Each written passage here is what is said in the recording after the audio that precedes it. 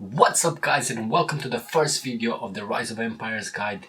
And here we're gonna go through the beginnings, what you need to know, all the tips and tricks on starting a new account in Rise of Empires. So without further ado, let's get into it.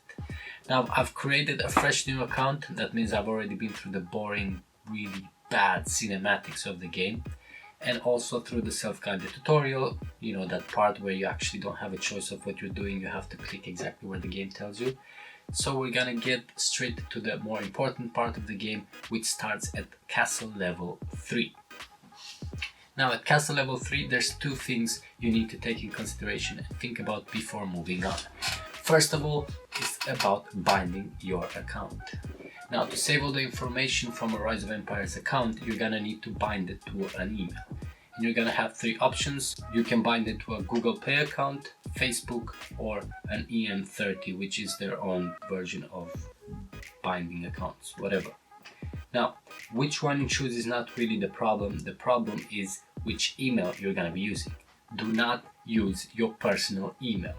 Why? Because I don't know why the game developers decided that you cannot change your email once bound to their account, which means if later on you're gonna want a different email, you cannot change it. So do not use any personal email. Choose, I don't know, make a new one. Go on Gmail, do some johnstupidroy@gmail.com and use that one. Trust me, it's much better, especially if later on you decide to sell your account or something. Not that I know anything about selling accounts. I mean, it's actually forbidden and you will get banned if you sell any accounts. But I did hear from a friend of my late cousin, which I do not talk to anymore, that if you do want to sell your account, you're gonna also have to give him the email, because those are all the credentials for the account itself, so he cannot change password or have any reliability that you're not gonna take the account back. And if you have your personal email attached to it, then you're not gonna have to sell the account because you don't want to give your personal email. So use any other email than your personal email. Not that I would know anything about that. Moving on. Right, the second thing you want to take in consideration before you move on with your account is actually the state you're gonna be playing in. If you're just a fresh new player, my advice is stay in the state you are. It doesn't make any much of a difference. On the contrary, I personally would prefer to start in a fresh new state where all the other players are at the same level as me. If you do have a friend that's been playing the game already before you, that most probably means he's in a different state. Why? Because the game itself is creating a fresh new state every week or month or so. Either way, when you create a new account, you're gonna be automatically put in the last created state. So if your friend is in 115, then most probably you are in 200 something. No worries, you can change your state, but you have to do it before castle level 6. After that, swapping states is gonna be a matter of immigration, paying money and all that stuff, and we don't need to pay money. So, very easy. What you have to do is, at castle level 3, you're gonna be having access to the minimap. Once you go on the minimap, there you can see the coordinates. Clicking on the coordinates, you can put in whatever state you want to go to. In my case, it's 119 because that's where my main account is. 119, you click search.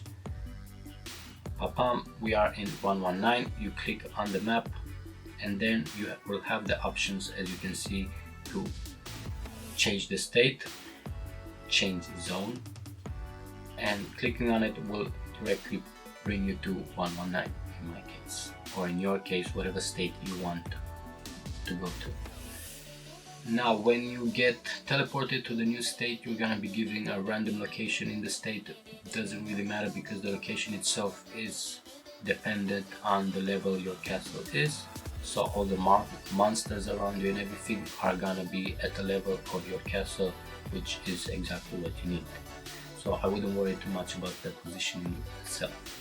Now, with those two things out of the way, we can continue developing the castle. As for developing the castle, my personal advice is skip it. Do not develop your entire castle. What's more important is develop the level of your castle itself. Make sense? Okay, let me show you. So every time you want to upgrade your castle, it's gonna have certain requirements, as you're gonna probably learn in the first few levels of the game. Focus only on that. Develop the buildings that are required to develop your castle. And we're gonna be doing that till about castle level 10, I would say 13 at the best. And only then we're gonna start focusing on the rest of the buildings around you, like resources and everything else. And I'm gonna show you some other tricks related to the dragon of why it's easier later on than it is at the beginning. Right, another thing that you can add on the beginnings of it is the charcoal production. Now, in the first few levels, they're gonna teach you how you're gonna need the charcoal factory to actually build charcoal because you need it for the buildings. Now, part of it is true, you do need charcoal for the production itself to continue, but you don't need the factory. You don't need to put wood in it every five minutes. You just need the workshop itself. The production of the workshop can actually sustain the entire castle if used smartly. The higher the level of the workshop, obviously more production it gives you, but especially at the lower levels, you don't need anything more than the workshop itself. That provides you with more than enough workshop production.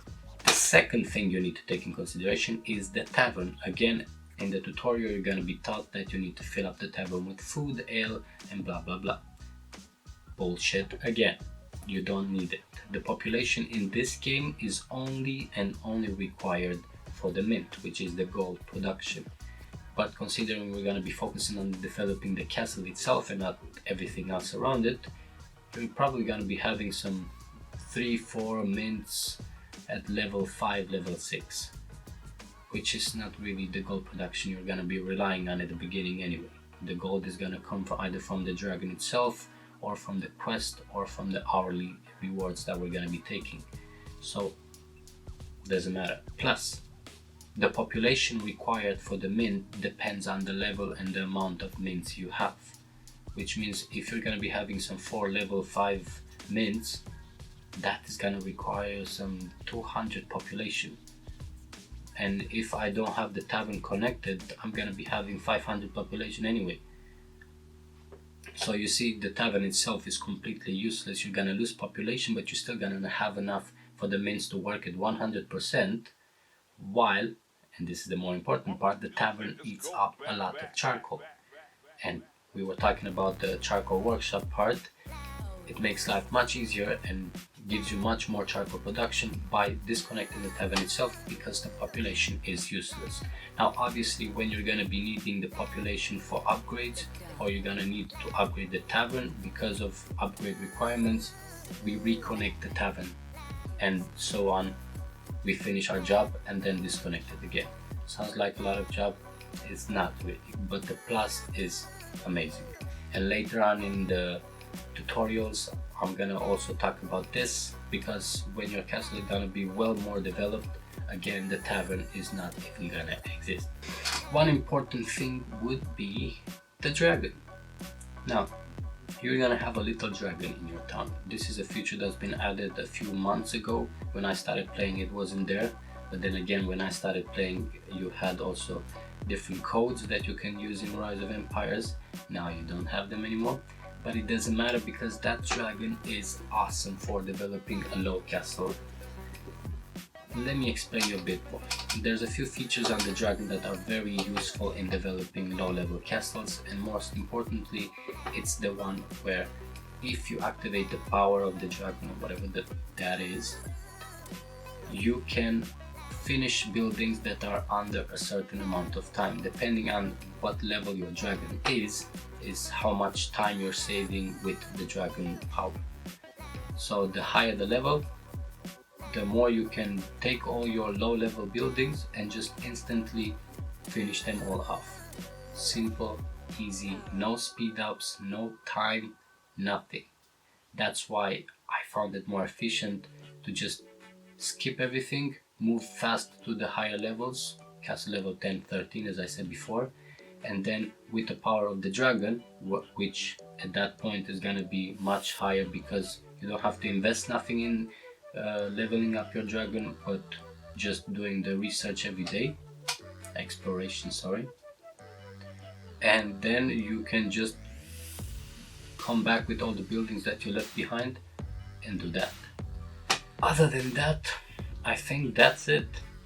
The more important part right now is you rushing that castle level, get it to C10, C13, and then we're gonna start talking more about other things like the hourly rewards and the cup rewards, depending on the state you're in.